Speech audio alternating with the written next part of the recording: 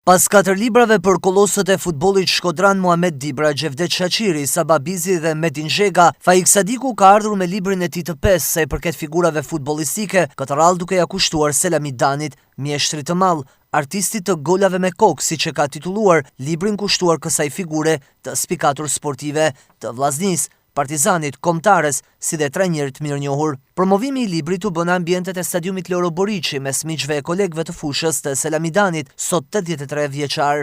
Ky është libri e mi gjashti, unë sot kem forcë, unë do të vazhdoj për figurat.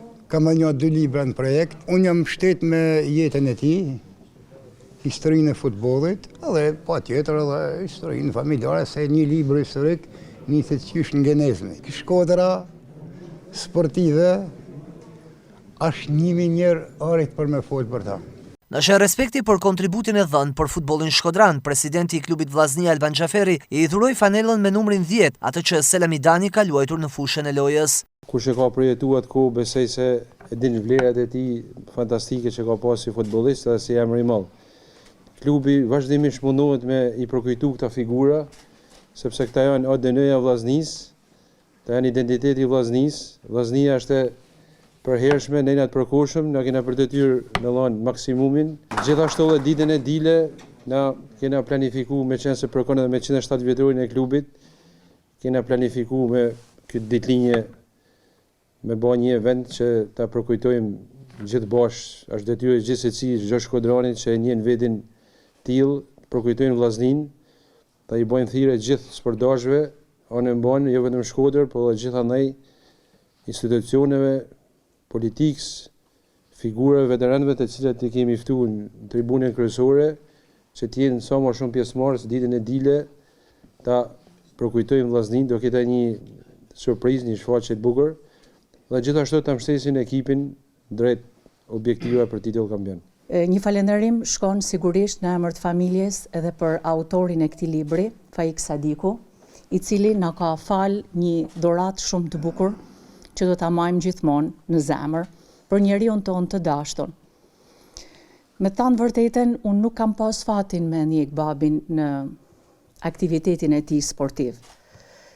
Kam një kujtim shumë të vagullt, mund të kenë vitet 79-80 kur lunte flamurtari i Vlonës dhe Vllaznia e Shkodrës, veterant mes tyne, dhe kujtoj si tani kemi kanë knajt e shkallët të Porta Djathas, kur babi bani një gol me rafishjat. E kam një kujtim të vagullt, në fakt dhe unë fillova me qasë, sepse nuk i di ato stilet sportive, dhe mendova se është damtu. Dhe gjithë kush rrit thoshin, tu damtu babi, dhe unë e kam rujt këtë si kujtim.